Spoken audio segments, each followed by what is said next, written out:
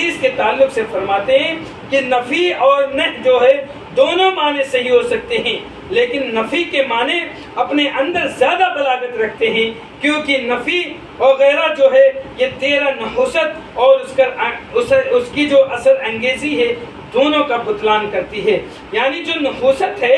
یہ 13 نحوست اور اس کی اثر انگیزی، یعنی جو نحوست کرتا ہے اور اس کا جو اثر ہوتا ہے یہ دونوں باطل ہیں، اور اس کے برعکس نہ جو ہے یعنی نہیں کرنا نہ صرف ممانعت پر دلالت کرتی ہے۔ اس حدیث سے ان تمام امور کا بطلان مقصود ہے جو اہل جاہلیت قبل اسلام کیا کرتے تھے، یعنی اسلام کے آنے سے پہلے وہ کیا کرتے تھے، یہ ساری چیز باطل تھی میرے بھائیوں۔ امام ابن رجب حنبلی رحمہ اللہ اس حدیث کے تعلق سے فرماتے ہیں کہ ماہ سفر کو منحوس سمجھنے سے منع کیا گیا ہے، اور ماہ سفر کو منحوس سمجھنا تطیر یعنی بدشگونی کی اقسام میں سے ہے۔ اسی طرح مشرکین کا پورے مہینے میں سے بدھ کے دن کو منحوس خیال کرنا سب غلط ہے۔ یعنی جو کفار مکہ ہیں، مکہ تھے اس وقت مشرکین، آج بھی آپ کے اندر جو مشرکین پائے جاتے ہیں وہ بعض دنوں کو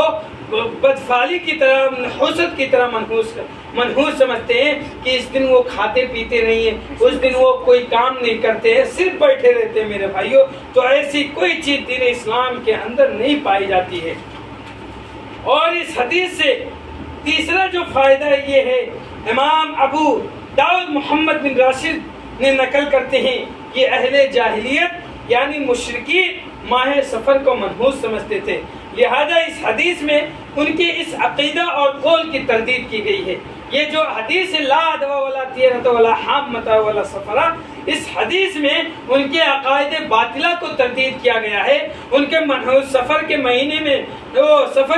میں سفر کرنے سے رکے رہنے کو تردید کہا گیا ہے۔ اور اس حدیث کے تعلق سے امام مالک رحمہ اللہ فرماتے ہیں کہ اہل جاہلیت ماہ سفر کو منحوس سمجھتے اور کہتے یہ منحوس مہینہ ہے، چنانچہ رسول صلی اللہ علیہ وسلم نے ان کے اس نظریے کو باطل قرار دے دیا میرے بھائیوں۔ تو یہ تھی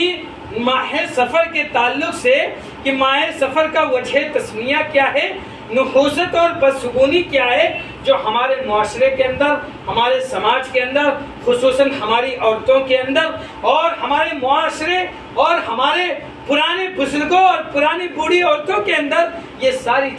چیزیں پائی جاتی ہیں۔ ہماری اور آپ کی ذمہ داری یہ ہے کہ ان چیزوں سے ہم بچیں، کیونکہ یہ نحوست کوئی چیز دین اسلام کے اندر نہیں ہے، بدشگونی کوئی چیز دین اسلام کے اندر نہیں ہے۔ آپ کوئی گناہ کرتے ہیں تو وہ بھی اللہ رب العزت کی مشیت کے بغیر آپ گناہ نہیں کرتے ہیں میرے بھائیوں، اور اگر آپ گناہ نہیں کریں تو آپ اللہ رب العزت آپ کو بدل کر کے دوسری قوم لے آئے گا میرے بھائیوں۔ تو گناہ بھی گناہ میں بہتر یہ ہے کہ کل بنی آدم خطاؤن وخیر الخطائین التوابون، کہ بنی آدم میں خطا کار وہ ہے جو توبہ کر لے گناہ کرنے کے بعد وہ اپنے گناہ پر شرمندہ ہو، تابندہ ہو، اللہ رب العزت کے حضور آ کر کے رو کر کے گڑ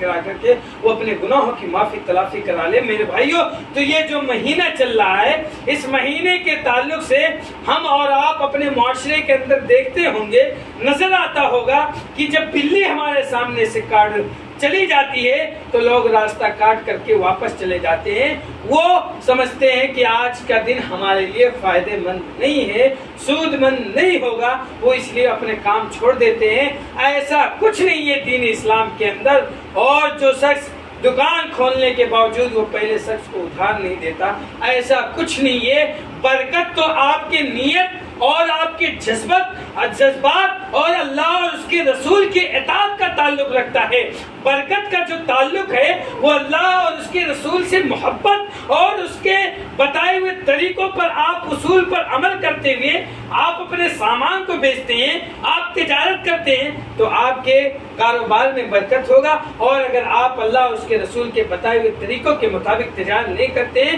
تو آپ کے کمائی میں، آپ کے تجارت میں برکت نہیں ہوگا، اور کوئی مہینہ منحوس نہیں، کوئی دن منحوس نہیں، کوئی ہفتہ منحوس نہیں۔ آپ سفر کے مہینے میں شادیاں کریں، آپ سفر کے مہینے میں سفر کریں، کوئی مسئلہ نہیں ہے۔ یہ جو ہے عرب جاہلیت کے اندر یہ چیزیں پائی جاتی تھی، اور وہی چلتا رواج چلتا ہوا ہمارے مسلم سماج کے اندر، معاشروں کے اندر، ہمارے گھروں کے اندر ایسی ساری چیزیں پائی جاتی ہیں۔ اللہ